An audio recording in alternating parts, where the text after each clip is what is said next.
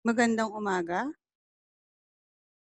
Simulan natin ang pagtalakay sa konsepto ng araling pagkonsumo.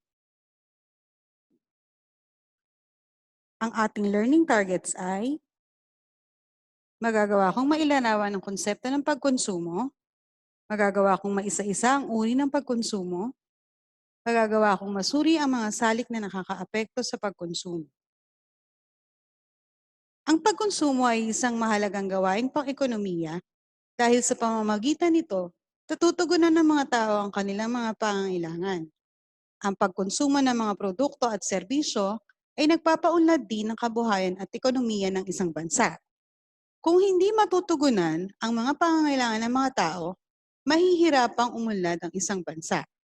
Lahat ng gawain pang-ekonomiya ay nakatuon sa pagkonsumo ng tao. Ang pamamahagi o alokasyon ng mga yaman sa bansa ay ginagawa upang bigyan ng pagkakataon ang mga mamamayan na makapagkonsumo ng sapat ayon sa kanilang pangangailangan. Gayon din ang paggamit at paglinang sa mga yaman, paglikha ng mga produkto, at paggawa ng mga desisyon pang-ekonomiya ay nagpapaigting sa pagkonsumo. Ano ba ang konsepto ng pagkonsumo? Ito ay pagtukoy sa paggamit ng pakinabang o utility ng mamimili sa mga produkto at serbisyo sa pamamagitan ng paggastos o pagbili.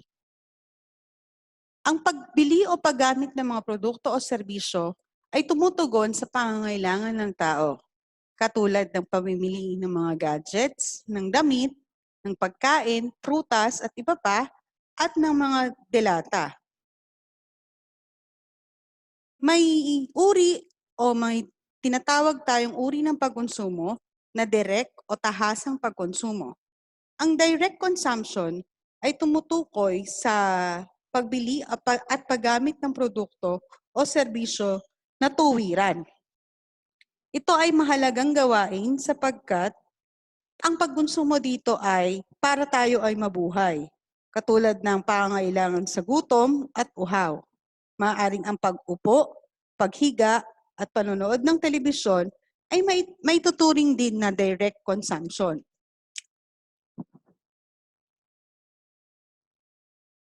Ang di-tahasang pagkonsumo naman ay gumagamit ng produkto para makalikha pa ng bagong produkto o tinatawag na intermediate goods. Ito ay produktibo sapagkat ito ay bumibili ng mga raw materials para makagawa ng bagong produkto. Halimbawa, ang paggamit ng abono ay nakatutulong upang makapag-ani ng palay at gulay ang siyang nagiging produkto ng mga magsasaka.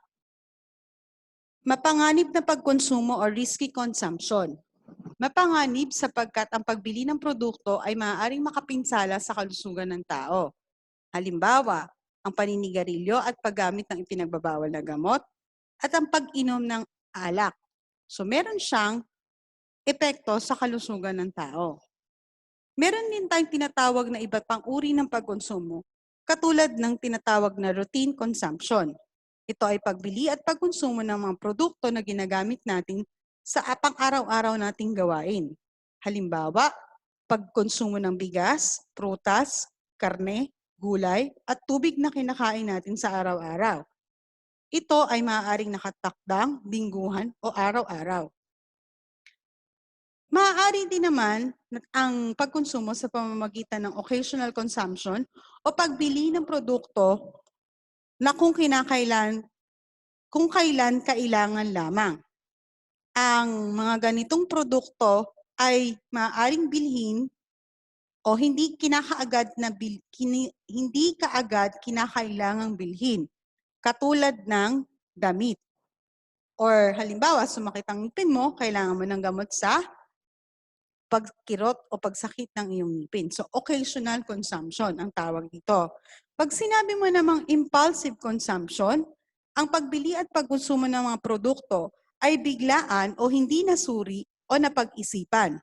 Ang halimbawa nito ay nagkakaroon ng negatibo epekto sapagkat maaari siyang hindi mo nasuri dahil nabigla ka o ikaw ay na-convince lang nung ikaw ay halimbawa napadaan sa mall na mayroong sale, gusto mong bumili, so wala sa iyong plano at ikaw ay nahimok lamang. So ang tawag dito ay impulsive consumption. Yun lamang at maraming salamat.